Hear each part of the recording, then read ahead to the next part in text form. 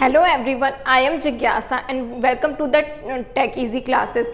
हमने बहुत सारे टॉपिक्स के सर्वे किए, उन पर हमने क्वेश्चन सॉल्व किए हैं। आज जो हमारा टॉपिक है वो है थियोडोलाइट के पार्ट्स के बारे में, और थियोडोलाइट के पार्ट्स को हम एडजस्ट कैसे करते हैं उनके बारे में। अभी इन क्वेश्चंस की अगर आपको पीडीएफ चाहिए तो वो हमारे टेलीग्राम चैनल पर अवेलेबल है, तो आप वहाँ पर जाकर उन्हें डाउनलोड कर सकते हैं। और ये जितने भी क्वेश्चन हम सॉल्व कर रहे हैं ये हमारे जितने भी टेक्निकल एग्जाम हो गए, चाहे वो गेट हो गया, PSUs हो गए, SSC JEN या कोई भी स्टेट के JEN एग्जाम्स हो गए, उनके पॉइंट ऑफ व्यू से बहुत ज़्यादा इंपॉर्टेंट है। तो चलिए स्टार्ट करते हैं फर्स्ट क्वेश्चन से। फर्स्ट क्वेश्चन है which of the following is not a function of a levelling head. Levelling head में का इनमें से कौन सा फंक्शन नहीं है? तो सबसे पहले हम थियोडोलाइट के पार्ट्स देख लेते हैं। सबसे ऊपर वाला जो पार्ट होता है हमारे पास थियोडोलाइट का वो होता है वर्टिकल एक्सिस। क्या होता है? Vertical axis. वर्टिकल एक्सिस के नीचे होते हैं ऑब्जेक्टिव, एक ऑब्जेक्टिव और एक आई पीस। ऑब्जेक्टिव और आई पीस क्या होता है? ये अगर आपने हमारे लास्ट के लेक्चर्स देखे होंगे उसमें एक क्वेश्चन था कि थियोडोलाइट में कितने टाइप के लेंसेज होते हैं। तो दो कॉन्वेक्स लेंस होते हैं। कितने लेंस होते हैं? दो कॉन्वेक्स लेंस होते हैं।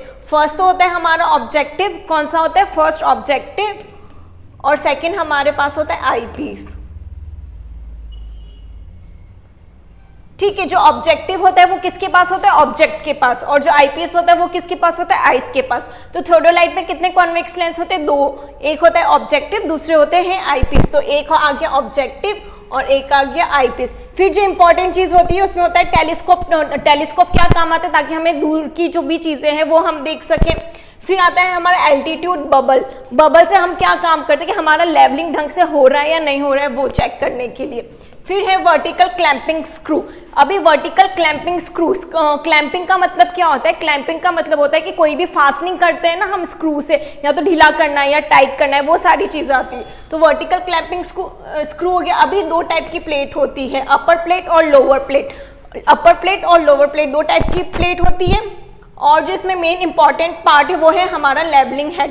लेवलिंग हेड क्या होता है? जहाँ से हम लेवल करते हैं और उसके ऊपर वाली जो प्लेट आती है उसके बीच में जो वो एरिया होता है उसको हम क्या बोलते हैं? लेवलिंग हेड बोलते हैं। अभी लेवलिंग हेड का काम क्या क्या है?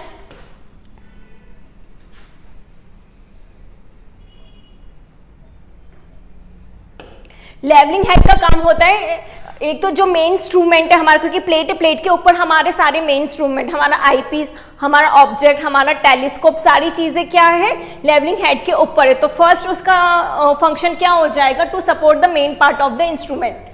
ठीक है। सेकंड हो जाएगा कि जो हमारा थियोडोलाइट है उसको ट्राइपॉड के साथ कनेक्ट करने के लिए काम आता है। मैंने बताया लेवलिंग हेड क्या होता है, नीचे वाला जो हमारा बेस होता है वो, और उसके ऊपर वाला जहां पर हमारा मेन जो इंस्ट्रूमेंट है थियोडोलाइट के, जिसमें सारे लेंसेज हो गए या हमारा टेलीस्कोप हो गया, वो सारा अटैच होता है। तो उन दोनों के बीच का पार्ट होता है लेवलिंग हेड। अभी नीचे बेस वाला पार्ट क्या करेगा? हमारा ट्राइपॉड और टेलीस्कोप को अटैच करने का काम करेगा।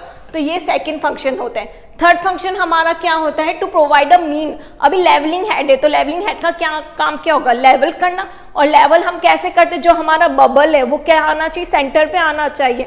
और वो सेंटर में कैसे आता है? जब हमारे ट्राइपॉड के जो लेग्स है वो क्या होने चाहिए? अच्छे से प्लेस्ड होने चाहिए। तो लेवलिंग हेड के तीन फंक्शन होते हैं। फर्स्ट फंक्शन हो गया to support the main part of the instrument. Second function हो गया to attach the theodolite to the tripod. Third हो गया to provide a mean for levelling the theodolite. चौथा है to provide the exact centring over the station part. नहीं, centring हमेशा हम plum Bob से करते हैं। प्लम बॉब को टाई करके हम सेंटरिंग करते हैं। तो हमारा ऑप्शन नंबर डी करेक्ट हो जाएगा। तो एक बार देख लेते हैं हमने थियोडोलाइट के कौन कौन से पार्ट के बारे में डिस्कस किया था। एक तो हो गया वर्टिकल एक्सिस, ऑब्जेक्टिव और आईपीस। दो कॉन्वेक्स लेंसेज होते हैं, ऑब्जेक्टिव पर और एक आईपीस पर। फिर होता है हमारा try union axis. Try union axis कहाँ होता है? जो हमारा वर्टिकल क्लैंपिंग स्क्रू है उसके नीचे की साइड होता है। फिर हमारी दो प्लेट होती है, अपर प्लेट और लोअर प्लेट। फिर आता है हमारा लेवलिंग हेड। ठीक है, ये मेन फंक्शन, ये मेन पार्ट्स है थियोडोलाइट के। सेकंड क्वेश्चन है in theodolite the upper plate carries two plates levels placed at right angle to each other. अभी पहले ऊपर अपर प्लेट जो है वो क्या कर रही है? टू प्लेट लेवल्स को क्या करिए? 90 डिग्री एंगल पर प्लेस करिए। अभी हम डायग्राम देखते हैं। पहले वाला ये है, ये हो गई हमारी अपर प्लेट, ठीक है, और ये हो गई हमारी लोअर प्लेट। अभी ये क्या बोल रहा है, जो हमारी upper plate carries two plate level placed at right angles, जो टू प्लेट लेवल उसके क्या है 90 डिग्री पर है। ये हमारी लोअर प्लेट और ये हमारा क्या है प्लेट लेवल है, ये प्लेट लेवल हो गए और ये कौन से हो गए लोअर प्लेट, तो ये इसके किस में है 90 डिग्री पर है। ठीक है, ये हमारी अपर प्लेट है। ठीक है, सपोज ये हमारी अपर प्लेट है, तो हमारी जो टू प्लेट लेवल है, टू प्लेट लेवल्स वो क्या है इसके 90 डिग्री पर है। आए समझ में, अपर प्लेट लोअर प्लेट और उसके ऊपर आता है प्लेट लेवल, तो ऑप्शन नंबर ए ट्रू हो जाएगा। थर्ड क्वेश्चन है the plate level can be centred with the help of, जो हमारा प्लेट का लेवल है वो हम किससे करते हैं, ऑब्वियस सी बात है जब हमें लेवल करना होता है तो हम स्क्रू को लूज या टाइट करते हैं, पर इसमें बहुत सारे स्क्रू है, फोकसिंग स्क्रू है, फुट स्क्रू है, टेंजेंट स्क्रू है या क्लिप स्क्रू है। तो जो प्लेट लेवल को सेंटर करने के काम आता है वो होता है हमारा फुट स्क्रू। कौन सा होता है, फुट स्क्रू होता है। फोर्थ क्वेश्चन है on clamping the upper screw and unclamping the lower clamp the instrument can rotate on its outer axis without any relative motion between the two points. अभी clamping और unclamping का मतलब क्या होता है, क्लैंपिंग में तो हम स्क्रू को क्या करते हैं फासन करते, लूज करते हैं, सॉरी क्लैंपिंग में हम क्या करते हैं स्क्रू को टाइट करते हैं,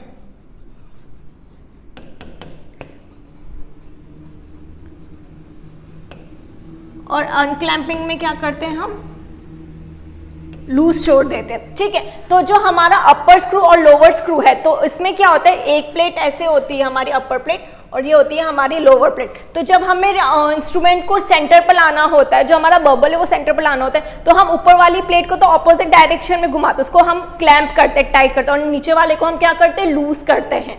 तो ये जो है on clamping the upper screw and unclamping the lower clamp, lower clamp की जगह पर लोअर स्क्रू हो जाएगा।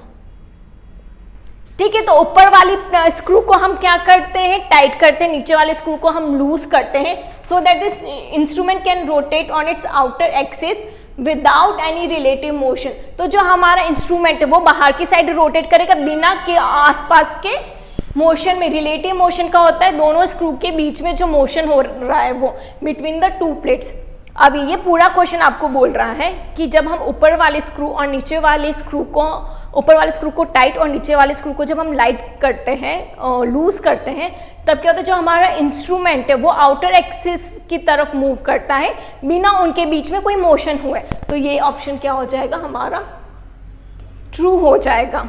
हमारे उसमें थियोडोलाइट में दो प्लेट्स होती है, तो दो प्लेट्स के दो स्क्रू होते हैं, तो जब हमें सेंटरिंग करना होता है तो एक को हम ऑपोजिट, दोनों को हम ऑपोजिट डायरेक्शन में रोटेट करते हैं। अगर एक को हम क्लॉकवाइज करते हैं तो दूसरे को हम एंटी क्लॉकवाइज करते हैं, ताकि जो मोशन है हमारा वो क्या हो आउटर एक्सिस की तरफ मूव करे और जो हमारा बबल है वो क्या हो जाए सेंटर में आ जाए। फिफ्थ क्वेश्चन है on clamping the upper screw and clamping the lower clamp, the instrument can rotate on its inner axis with relative motion between vernier and scale। अभी जब हम क्लैंपिंग और अनक्लैंपिंग करते हैं वो बात की थी हमने आउटर एक्सिस की, ये बात कर रहे हैं हम इनर एक्सिस की। आउटर एक्सिस में तो क्या होता है, आउटर एक्सिस में उन दोनों के बीच में रिलेटिव मोशन नहीं होता है, विदाउट रिलेटिव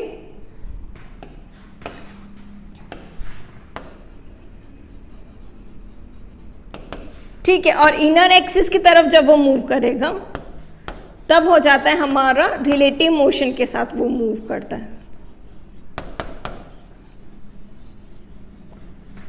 ठीक है, जब इंस्ट्रूमेंट आउटर एक्सिस की तरफ रोटेट होता है तब जो दोनों प्लेट्स के बीच में रिलेटिव मोशन नहीं होता है, और जब इनर एक्सिस में रोटेट करता है तब क्या होता है रिलेटिव मोशन होता है दोनों प्लेट्स के बीच में। ठीक है, तो ये हमारा ऑप्शन नंबर ए भी ट्रू हो जाएगा। आउटर एक्सिस में क्या होता है, कोई रिलेटिव मोशन नहीं होता है दोनों प्लेट्स में। इनर एक्सिस में क्या होता है, अंदर की साइड क्या होता है, जो भी रिलेटिव मोशन होता है दोनों प्लेट्स में वो होता है, और आउटर एक्सिस में रिलेटिव मोशन नहीं होता है। रिलेटिव मोशन क्या होता है? रिलेटिव मोशन मतलब जब एक चीज मूव कर रही है, एक चीज दूसरे के रेस्पेक्ट में कितनी मोशन कर रही है, कितना मूव कर रही है, वो होता है रिलेटिव। रिलेटिव जब भी आता है तब हमेशा हम दो चीजों की बात करें, हमेशा रिलेटिव मोशन में क्या होता है, हम हमेशा दो चीजों के बारे में दो ऑब्जेक्ट ले लेते हैं, ठीक है। तो suppose first with respect to two, या फिर two with respect to one लेते हैं, ठीक है।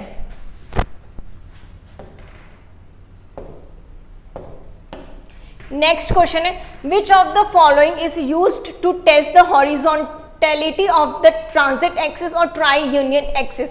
अभी ट्राई यूनियन एक्सिस या फिर जो हमारी ट्रांजिट एक्सिस होती है वो किस, विच of the following is used, वो टेस्ट करने के लिए क्या काम में लेते हैं हम? स्ट्राइडिंग लेवल काम में लेते हैं। क्या लेते हैं? Striding level. अभी ये जो हमारी दो प्लेट्स के बारे में हमने पढ़ा था ना, टू प्लेट्स के बारे में फर्स्ट क्वेश्चन में, वो क्या होती है? 90 डिग्री पर होती है, और इसमें से एक प्लेट जो होती है, वन प्लेट, वो क्या होती है? पैरेलल होती है ट्राई यूनियन एक्सिस के।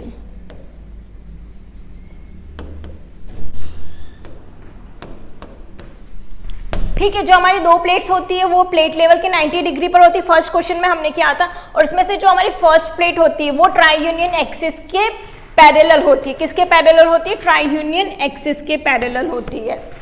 और जो हमारे ट्राई यूनियन एक्सिस को जो टेस्ट करने, हॉरिजॉन्टली टेस्ट करने के लिए जो हम काम में लेते हैं वो क्या लेते हैं हम? Striding level. क्या काम में लेते हैं? Striding level. 7th क्वेश्चन है, temporary adjustments are those which are made at every instrument setting and preparatory to taking observation। अभी दो टाइप के एडजस्टमेंट होते हैं, एक होता है परमानेंट एडजस्टमेंट और एक होता है टेम्पररी एडजस्टमेंट। यहाँ बात कर रहे हैं हम टेम्पररी एडजस्टमेंट की। तो क्वेश्चन बोल रहा है कि temporary adjustment are those which are made at every instrument setting and preparatory to taking observation. जो हमारे टेम्पररी एडजस्टमेंट होते हैं वो हम कब करते हैं? जब भी हम हमारे इंस्ट्रूमेंट को जब हम हमारे इंस्ट्रूमेंट को सेट करेंगे तब हमें वो एडजस्टमेंट करने होंगे। सपोज हमारा इंस्ट्रूमेंट हमने ए पॉइंट पर रखा है, फिर जब हम उस इंस्ट्रूमेंट को मूव करके बी पॉइंट पर ले जाएंगे, जब हम ए को मूव करके बी की साइड ले जाएंगे तो हमें कुछ एडजस्टमेंट करने पड़ेंगे, ठीक है। तब हमें कुछ एडजस्टमेंट करने पड़ेंगे और वो जो एडजस्टमेंट होते हैं वो क्या कहलाते हैं? टेम्पररी एडजस्टमेंट कहलाते हैं। क्या कहलाते हैं? Temporary adjustment. तो हमारा ऑप्शन नंबर ए ट्रू हो जाएगा। और ये टेम्पररी क्यों कहलाएंगे? क्योंकि हमने एक एडजस्टमेंट यहाँ किया, फिर वापस से हमें चेंज करना है दूसरी, अगर हम दूसरी तरफ जा रहे हैं, दूसरी तरफ मूव कर रहे हैं, तो वो जो हमने एडजस्टमेंट की वो परमानेंट तो नहीं है ना, वो चेंज करना पड़ रहा है हमें, तो वो क्या हो जाएगा? टेम्पररी एडजस्टमेंट हो जाएंगे। 8th क्वेश्चन है, setting up includes which of the following. Setting up का मतलब क्या होता है? सेंटरिंग होता है? नहीं, सेंटरिंग में तो हम क्या करते हैं, जो हमारा इंस्ट्रूमेंट है वो सेंटर्ड है कि नहीं, मतलब सेंटर ऑफ ग्रेविटी के साथ वो मेल कर रहा है कि नहीं। सेकंड है appropriate levelling with the help of tripod legs. Levelling कर रहे हैं हम, मैंने बताया कि जो हमारे ट्राइपॉड लेग्स है उनको हमें क्या करना होता है? एडजस्ट करना होता है ताकि हमारा जो इंस्ट्रूमेंट है वो लेवल हो जाए। सी है both centring and appropriate levelling with the help of tripod legs. इसमें थर्ड में बोले सेंटरिंग भी करनी है और लेवलिंग भी करनी है, दोनों साथ साथ में करना है। थर्ड है levelling with foot screw. Levelling foot screw जो होता है हमारा, उससे अगर हम लेवल कर रहे हैं तो जो हमारा सेटिंग अप है वो सेटिंग अप क्या काम करता है? सेटिंग अप में आ जाता है हमारा both centring and appropriate levelling. Setting up मतलब हम इंस्ट्रूमेंट को सेट कर रहे हैं। जब हम इंस्ट्रूमेंट को सेट कर रहे हैं तो हम सेंटरिंग भी करते हैं और हम लेवलिंग भी करते हैं, तो हमारा ऑप्शन नंबर सी करेक्ट हो जाएगा। नेक्स्ट क्वेश्चन है, parallax is a condition arising when the image formed by the object is in the plane of the cross hair. Parallax क्या वो एक कंडीशन है जब जो हमारी इमेज फॉर्म होती है वो क्या होता है? जो क्रॉस हेयर के प्लेन में आ रही है कि नहीं आती। तो पैरेलैक्स जो कंडीशन होती है वो क्या होती है? Not in the plane of cross hair.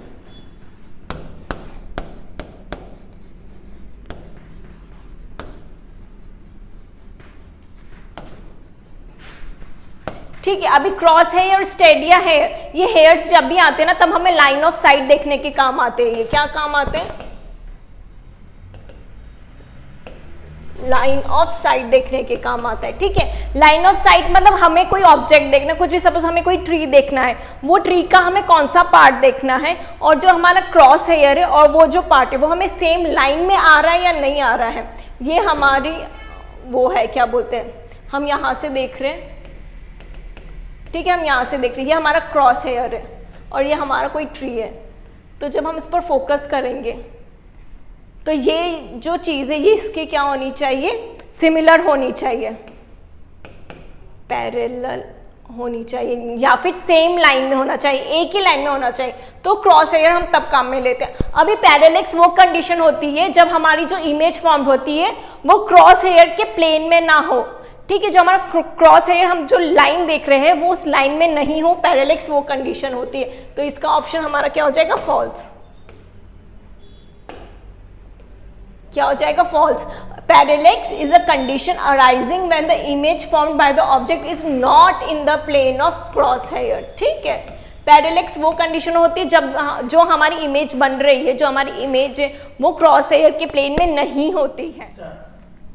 अब जो हमारा नेक्स्ट क्वेश्चन है वो है parallax can be eliminated bye focusing the eyepiece and objective. जो हमारा पैरेलेक्स है वो किससे, आईपीस और ऑब्जेक्टिव को जब हम फोकस करेंगे उससे हम पैरेलेक्स एरर जो हमारी आती है, क्या हम उसको एलिमिनेट कर सकते हैं। सपोज आप लोगों ने अगर DSLR यूज में लिया हो या कोई भी कैमरा, या आपने अगर बाइनोक्यूलर्स भी यूज में लिया हो, तो हमें बाहर की चीज़ अगर देखनी हो, कोई भी इमेज देखनी हो, तो जब हमें वो ब्लर दिखती है, क्या दिखती है, जब हमें वो ब्लर दिखती है तब उसको ब्लर को हमें क्लियर देखने के लिए हमें जो हमारा ऑब्जेक्ट, जो हमारे लेंसेज होते हैं उसको हमें क्या करना होता है, उसको मूव करना होता है, थोड़ा फोकस करना होता है ताकि हमें जो इमेज है वो क्लियरली दिखे। और पैरेलेक्स एरर ही वो होता है कि जब हमें इमेज क्या होती है, क्लियर नहीं दिखती है। जो हमारी इमेज वो क्रॉस हेयर के अगर लाइन में नहीं आती है तो वो इमेज भी क्लियर नहीं होती है। तो वो उसको एलिमिनेट करने के लिए हमें हमारे ऑब्जेक्टिव और आईपीस को क्या करना होगा, फोकस करना होगा। तो ये हमारा ऑप्शन नंबर ए ट्रू हो जाएगा। 11th क्वेश्चन है to measure the horizontal angle which of the following is the first step. हमें कोई हॉरिजॉन्टल एंगल को मेजर करना है तो सबसे पहली स्टेप हमारे पास क्या हो गई, क्लैंपिंग द प्लेट्स। क्या हो जाती है, क्लैंपिंग द प्लेट्स। सेकेंड हो जाता है रिलीजिंग द क्लैंप्स। थर्ड होता है लेवल करना, फिर होता है टर्निंग प्लेट्स। ठीक है, after setting up the instrument first thing done by the surveyor is, हमें इंस्ट्रूमेंट सेट कर दे, सबसे पहली चीज सर्वेयर क्या करेगा, सारी क्लैंप्स को रिलीज करेगा। क्या करेगा, सारी क्लैंप्स को रिलीज करेगा, फिर वो लेवल करेगा। लेवल करने के बाद जो हमारी प्लेट्स है उनको क्लैंप करेगा।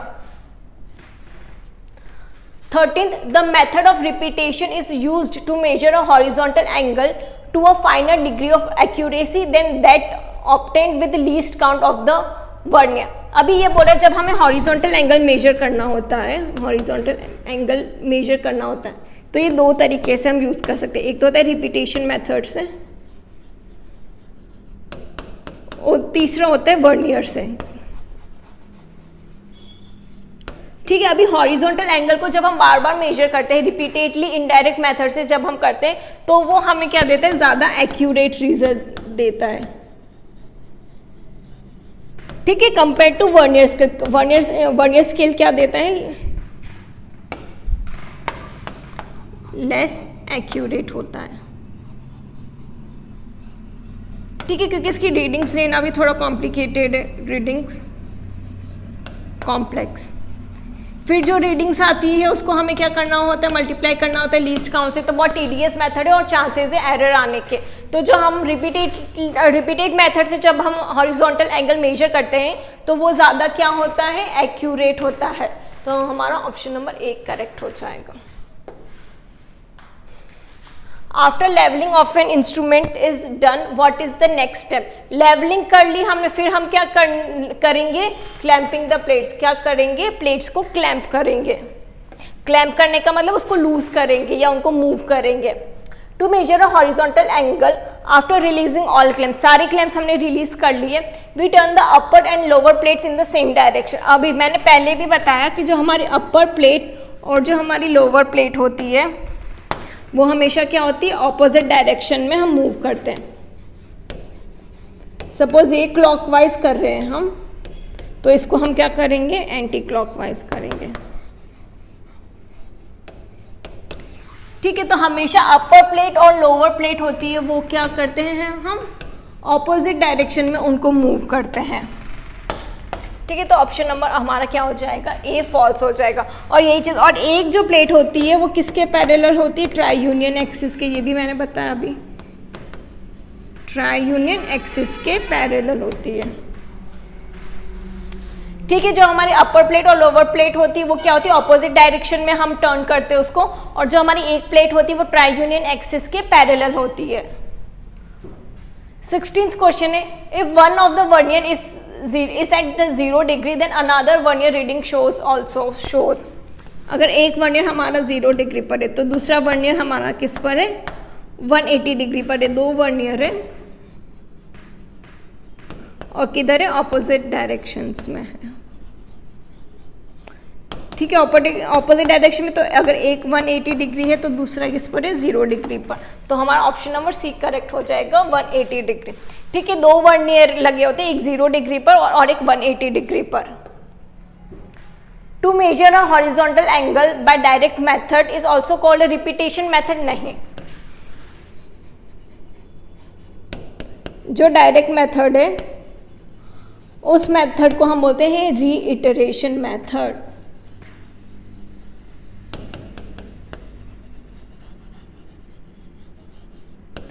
ठीक है, और जो हमारा इनडायरेक्ट मेथड है उसको हम बोलते हैं रिपीटेशन मेथड।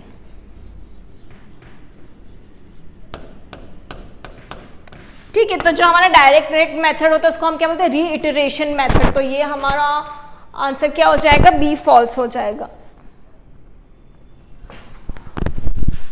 नेक्स्ट क्वेश्चन की तरफ चलते हैं। For measuring an angle to the highest degree of precision several sets of repetition are usually taken। हमने वो जो हॉरिजॉन्टल रिपीटेशन और वर्नियर वाला केस देखा था, रिपीटेशन और वर्नियर वाला जो केस देखा था उसमें हाई एक्यूरेसी किसकी थी, हाई एक्यूरेसी थी हमारी, हाई एक्यूरेसी थी हमारी रिपीटेशन वाले मेथड पर। और ज़्यादा एक्यूरेट कब आएगा, जब हम ज़्यादा हाई रिपीटेशन करेंगे, मतलब जब हम बहुत सारे रिपीटेशन करेंगे तब हमारी डिग्री ऑफ प्रिसीजन क्या होगा, ज़्यादा होगा। तो ऑप्शन नंबर हमारा क्या हो जाएगा, ट्रू। अगर वर्नियर और रिपीटेशन को कन्वर्ट करते तो रिपीटेशन ज़्यादा अच्छा एक्यूरेट है, और वो ज़्यादा एक्यूरेट कब होगा, जब हम बहुत सारे सेट्स लेंगे रिपीटेशन के। नेक्स्ट क्वेश्चन है, in first method of taking single set, first method है जो जब हम सिंगल सेट ले रहे हैं, ठीक है, after keeping the telescope normal through out, जो टेलीस्कोप है उसको हम क्या रख रहे हैं, नॉर्मली रख रहे हैं। Throughout we measure the angle clockwise by 6 repetition. कितनी रिपीटेशन की है उन्होंने, एक तो क्लॉकवाइज में उन्होंने किया है मेजर, ठीक है, और रिपीटेशन कितने की है, 6 रिपीटेशंस की। We obtain the first value of the angle by dividing the final reading by। अभी क्या होती है, हमारी रीडिंग्स होती है 6 रिपीटेशंस है, तो कितनी रीडिंग्स हो जाएगी, 6 रीडिंग्स हो जाएगी, R1, R2, R3, R4, R5 और R6। ठीक है, 6 रीडिंग। अभी ये बोल रहा है कि जब हमें फर्स्ट वैल्यू मिलेगी वो वैल्यू को हम क्या करेंगे, जो हमारी फाइनल रीडिंग आ रही है उसको हम किससे डिवाइड करते हैं, जितनी बार हमने रिपीटेशन किया है। ठीक है, तो हम क्या बोल रहा है, ये फॉर्मूला है, जो हमारी फाइनल वैल्यू है divided by number of repetition, हमने कितनी बार रिपीटेशन किया है।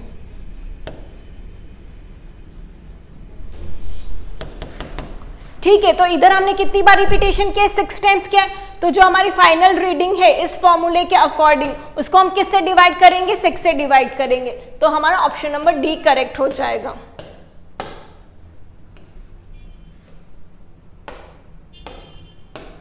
ऑप्शन नंबर डी 6 हो जाएगा। तो जब हमें एंगल, जब हम रिपीटेशन का मेथड करते हैं, हमें जब एंगल मेजर करना होता है तो जो हमारी फाइनल रीडिंग होती है उसको हम किससे डिवाइड कर देते हैं, हम जितनी भी बार रिपीटेशन कर रहे हैं उसे डिवाइड कर देते हैं। तो 6 दे रखा है तो रिपीटेशंस भी हमारे पास कितने हो जाएंगे, 6।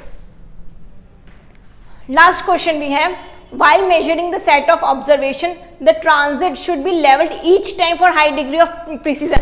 जब हम बहुत सारे ऑब्जर्वेशन लेते हैं तब क्या हमें लेवल हर बार करना होता है? नहीं करना होता है। ये स्टेटमेंट क्या है? फॉल्स है। क्यों? क्योंकि अगर हम हर बार लेवल करेंगे, अगर हम लेवल ज्यादा करेंगे तो हमारी वैल्यूज क्या हो जाएगी? चेंज हो जाएगी। वैल्यूज चेंज हो जाएगी। तो जो लेवलिंग वाला पार्ट होता है ना, वो हमारा परमानेंट एडजस्टमेंट में आता है, क्योंकि उसमें हमें लेवल बार बार नहीं करना होता है। बार बार लेवल करेंगे तो हमारी वैल्यूज चेंज होगी, वैल्यूज चेंज होगी तो एरर आने के चांसेस ज़्यादा होंगे। तो जब हम बहुत सारे सेट्स को ऑब्जर्व करते हैं तब हमें बार बार लेवल करने की ज़रूरत नहीं होती है। तो the transit should be levelled each time for high degree, नहीं, the transit should not be levelled each time हो जाएगा। ठीक है, हमें बार बार लेवल करेंगे तो क्या होगा? हमारी वैल्यूज भी कम आएगी, हमारे एरर्स भी कम, हमारे एरर्स ज़्यादा आएंगे। तो ऑप्शन नंबर बी फॉल्स हो गया। तो आज के लेक्चर में हमने थोड़े थोड़ोलाइट के जो पार्ट्स हैं उनके बारे में क्वेश्चंस किए हैं। अगर इन क्वेश्चंस में आपको कोई भी डाउट हो तो आप नीचे हमें कमेंट बॉक्स में लिख सकते हैं। And please do not forget to like, share and subscribe. Thank you.